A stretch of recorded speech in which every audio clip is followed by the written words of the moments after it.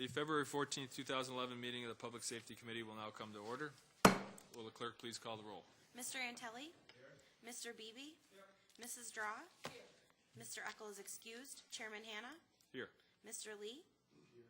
Mr. Lightfoot is excused. Mr. McCann? Here. Mr. Yolovich? Here. Let me start by saying Happy Valentine's Day to everybody. And we will move on to the public forum. Is there anyone signed up for the public forum this evening? There is not. Is there anyone present this evening that would like to address the committee? Seeing none, we will move on to the next item, the approval of minutes. You have before you the January 24th, 2011 minutes. They will stand approved unless the clerk is notified of any changes by the end of the day. Next item, new business. Madam Clerk. Referral 11-36, authorize a contract with Moved by Legislator Draw, seconded by Legislator McCann. Is there any discussion? Legislator Lee. Thank you. Through you, Mr. Chair, to the administration, how often are the sheriff employees' psychiatric and psychology tests screened once they're hired, or if strictly conducted upon demand?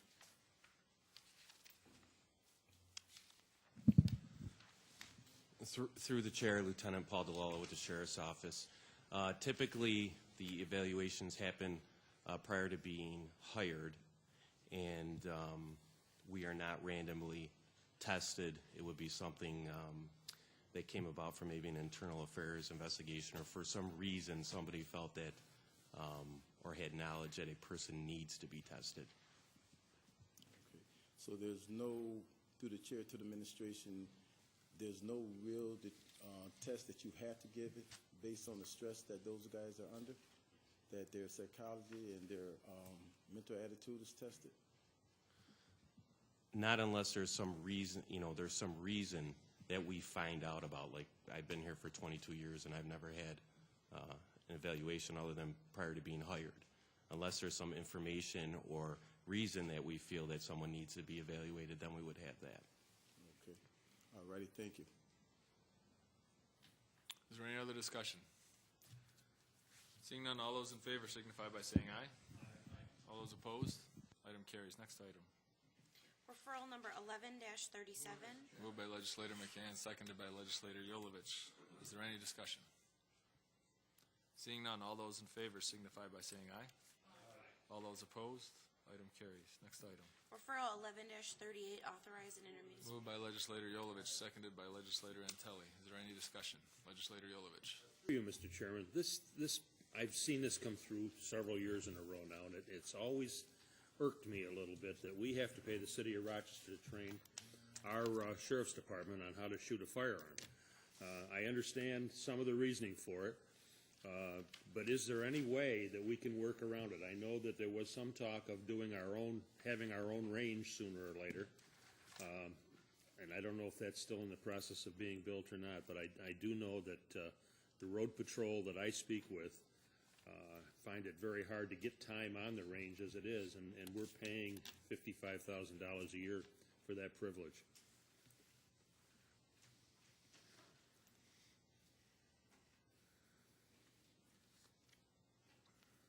Through the chair, Steve Bowman, Public Safety. Just a little history. Although the county provides the police training and firearms as part of that, the history goes back about 20 years, I believe, back into 1994, 96 range, when we were paying for 2 officers for that range. Because the range is owned by the city of Rochester, they don't do the training of the sheriff's deputies.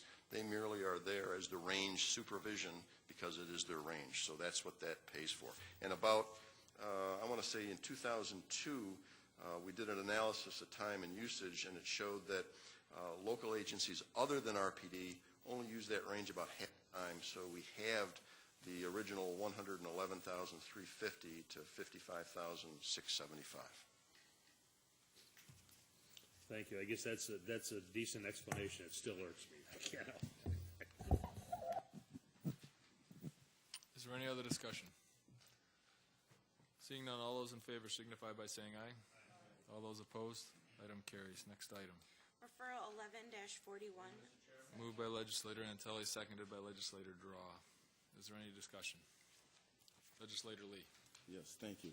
Through the chair to the administration, confirm this amendment as 4 leases. Were any addition consideration?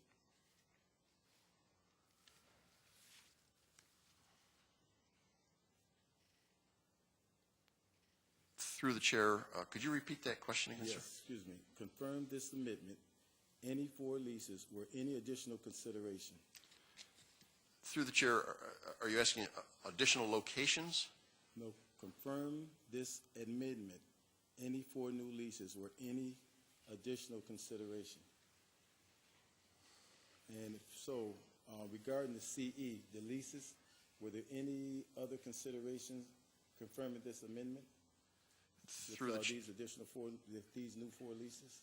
Through the chair, if I'm on the right one, we're talking about these, it's cleaning up basically 2 things. One, the address, so that, let's take that first one, for example, the Webster Volunteer Fire Department. We are at that location. Although you access it off of 172 Sanford Road, the actual address is 1213 Ridge Road, so we're East Ridge Road, so we're clarifying that. And if you go down to the next one, for example, Village of Brockport, because of the size or configuration of the footprint, we've gone with square footage of our facilities to go on this parcel rather than the 40 and 60 feet rectangle. So that's what this referral addresses. Okay. And through the chair to the administration, how about legislative oversight? Is there any legislation oversight being considered in this?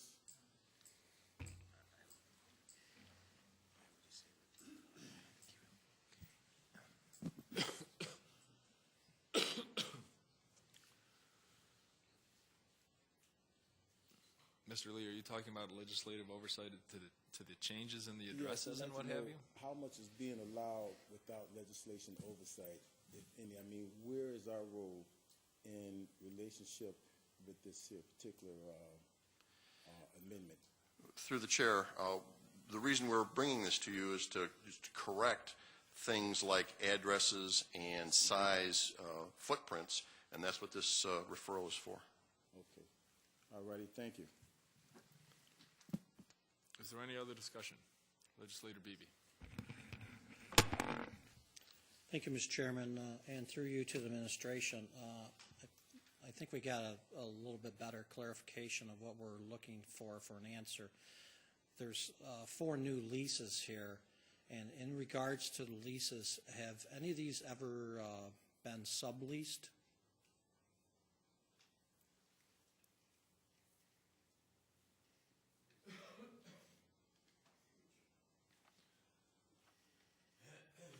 Which of the, for clarification purposes? Through the chair, are you referring to the last 4 on the list? Yeah, I was going to ask, which of the leases are you referring to as the 4 new leases? Any of them? The last 4 on the list, Village of East Rochester, Village of Hilton, Rochester Genesee Regional Transit Authority, and the Hamlin Fire Department are new. And the reason that they're on there is part of our 17-site, 3-cell trunked radio system. Those were the most likely and best locations for that system to work the way we wanted it to work. All right, thank you. Is there any other discussion? Seeing none, all those in favor signify by saying aye. All those opposed? Item carries. Next item. Referral 11-42, amend local law. Moved by legislator Draw, seconded by legislator McCann.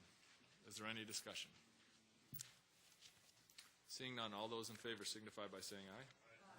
All those opposed? Item carries. Next item. Referral 11-43. Moved by legislator McCann, seconded by legislator Yolovich. Is there any discussion? Legislator Beebe. Thank you, Mr. Chairman. Through you to the administration, Could we have a little detail in regards of what exactly this building's going to be, or the structure? It's identified as the Monitoring and Reaction Center.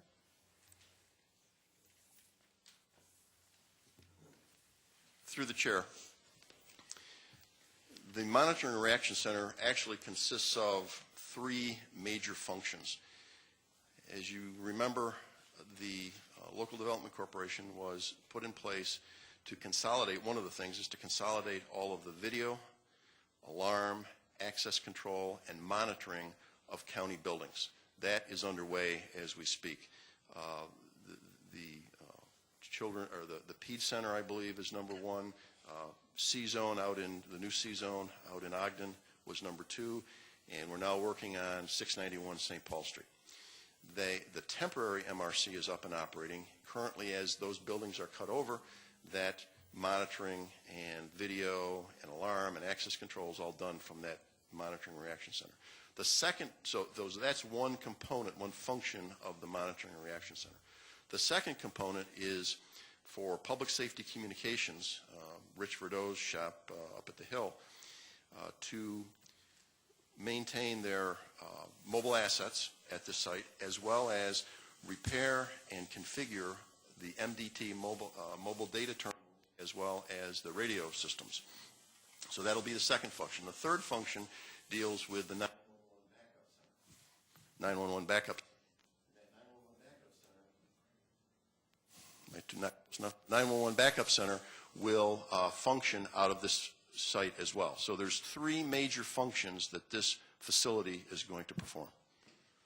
All right, thank you. And through the chair to the administration, where is currently the temporary location? Through the chair, the temporary location is at the Ames building out by the medical examiner's office. All right, thank you. And through the chair to the administration, it was my understanding that we had, and bear with me for a second here, that during the adopted 2011 budget, under the 2011 objectives for the Public Health Department includes integrate medical examiners' facilities into newly planned Monitor Reaction Center to be co-located at the Ames building. Is that a true statement? At the time, through the chair, at the time, that is correct. All right, thank you. And through the chair to the administration, I guess the concern that I'm showing right now is that what has been the decision-making in altering the location now from the Ames building to out here to the other location at 1135 Brooks Ave? Through the chair, that's basically been my recommendation to the LDC. At my request, I asked for another location to be considered. Number one, when I started looking at the synergy between the medical examiner's office and what we wanted to plan, these three functions, it didn't seem to be there. When I became aware that the airport was building a emergency operations center / command post at this location where fiber would be and where there would be a real opportunity to co-locate something, I asked the LDC to look at that. When they did, they came back to me and said that they could build this MRC at that location at a cost-neutral capability. And I started looking at the kinds of services that we were going to provide, particularly the 700 to 800 police cars that would be coming in and out of there for their MDT servicing and their radio servicing. Knowing the situation over on East Henrietta Road with traffic and congestion, with the security that was available at the airport with the deputies around, I made a request that if it didn't cost any more, and it didn't, it would be cost neutral to be able to move that site over there. So it was at my request. All right, thank you.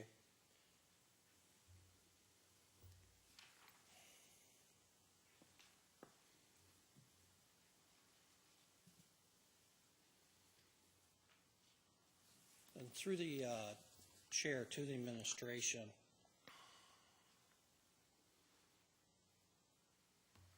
it's my understanding that this was a request made by you. Was this put forth in front of the two organizations that would be involved, mainly the LDC board and also the airport authority?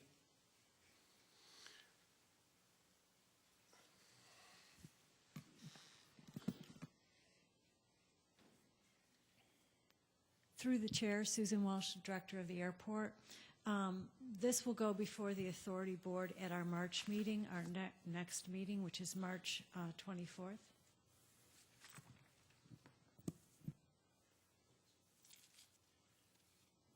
All right, thank you.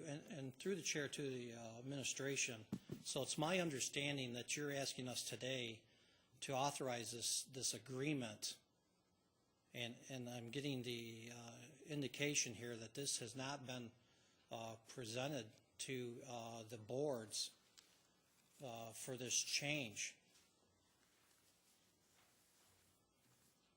So I'm having a little bit of difficulty here understanding how we can go forward with this referral when it hasn't even been presented in front of the two entities of this change. Through the chair, because of the duration of the process here before the legislature, when that's presented to the authority board in March, it will be voted upon at that time, whereas because of the committee cycle and the public hearing required by this body, it will actually be approved by the authority board before it's approved by this body. And through the chair, if I can add one thing to that, it's my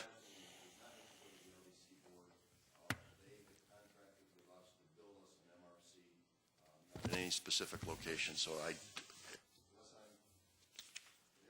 it does not have to go before the LDC board. Through the chair to the administration, so it's you're saying then that because this is a timing issue, that we go ahead and pass this referral today, and even though it goes to a public hearing, by the time it goes to the public hearing, the airport authority will have met, as well as the LDC, I'm assuming too. Through the chair, by the time that the legislature passes this referral, it will have gone before the authority board.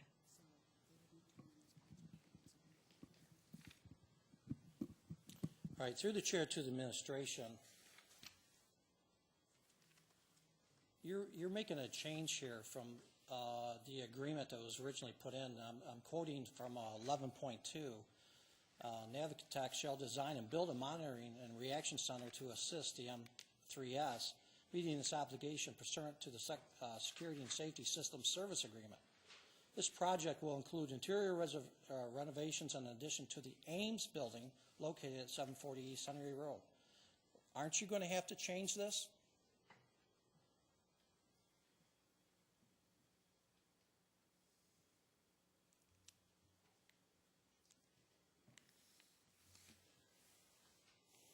Through the chair, yes, I believe we will have to do an amendment to that. Thank you. And through the chair to the administration, do you feel comfortable at this time that that should be done first before this referral proceeds forward?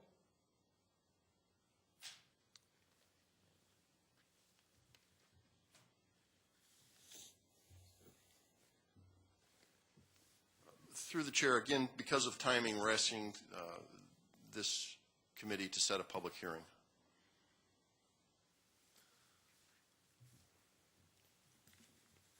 All right. Bear with me for 1 minute, please.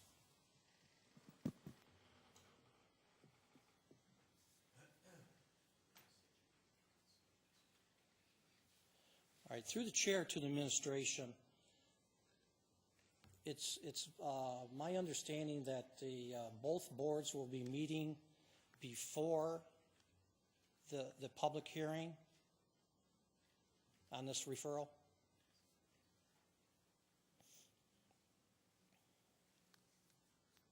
Through the chair, it's my understanding this action does not have to go before the LDC board. I understand that, but through the chair to the administration, we just questioned about the change that would have to be made here with the Navitec conditions under the development and implementation agreement. So you would still have to be meeting before this referral is taken to public hearing. Through the chair, I'm going to have to get back to you on that because we're going to have to check and see about that issue.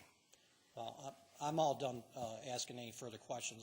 Mr. Chairman, I think at this time, I don't see the need to push this through with urgency. It sounds to me like this should go back and get cleaned up with the wording, the change of the location, and also with the airport authority, discussing about this change of the move for that board so they understand what exactly is going on as well. I would like to make a motion at this time to table this referral until next month. There's a motion to table. Is there a second? Seconded by Legislator Lee. All those in favor of the tabling motion indicate by saying aye. Aye. All those opposed? No. Tabling fails. Fails. Back to the main motion. Is there any other discussion? Seeing none, all those in favor signify by saying aye. Aye. All those opposed? No. Item carries. Are there any other matters to come before the committee this evening? Seeing none, the February 14th, 2011 meeting of the Public Safety Committee stands adjourned. The next meeting of the Public Safety Committee will be held on March 21st, 2011 at 5 p.m.